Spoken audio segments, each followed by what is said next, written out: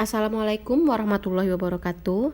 Apa kabar Ananda sekalian? Semoga semua selalu dalam keadaan sehat serta selalu dalam lindungan Allah.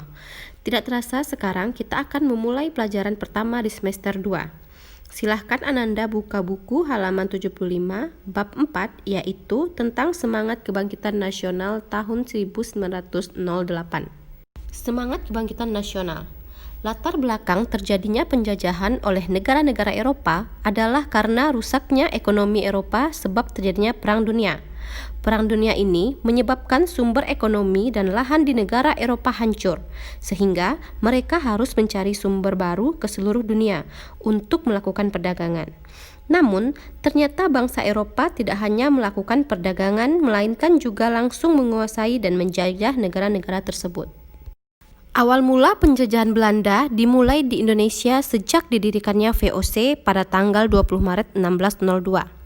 Beberapa tindakan dan politik kejam yang dilakukan oleh VOC adalah 1. Politik adu domba, yaitu saling mengadu domba antara kerajaan yang satu dengan kerajaan lain atau mengadu domba antara kerajaan itu sendiri. 2. Kerja paksa atau kerja rodi yang terjadi pada tahun 1808 hingga 1811. Terjadi pada pemerintahan Daendels guna membangun jalan sepanjang Jawa yaitu Anyar sampai Panarukan untuk kepentingan militer. Yang ketiga adalah sistem tanam paksa. Sistem tanam paksa diterapkan oleh Gubernur Hindia Belanda yaitu Van den Bosch pada tahun 1828.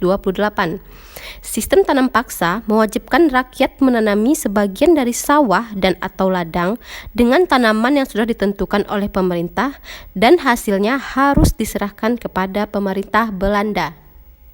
Berbagai penderitaan yang dialami rakyat Indonesia menumbuhkan benih perlawanan di berbagai daerah. Namun, perjuangan tersebut belum berhasil karena perjuangan masih bersifat kedaerahan dan belum terorganisir secara modern.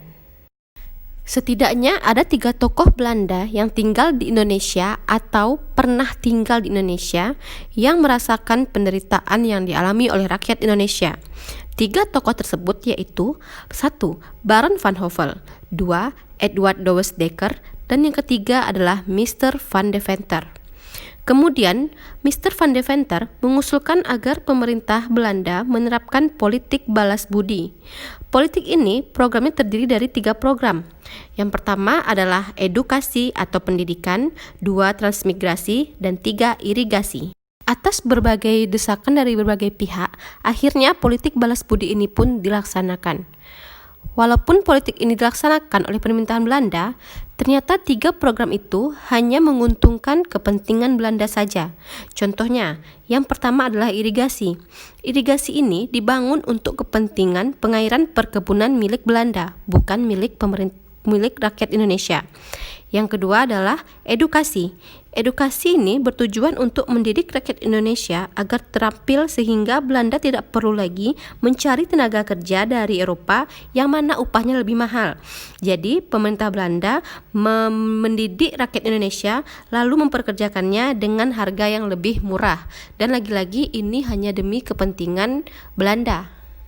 Namun di sisi lain, program edukasi melahirkan dampak positif bagi bangsa Indonesia, yaitu munculnya masyarakat terdidik yang selanjutnya akan menjadi tokoh kebangkitan nasional.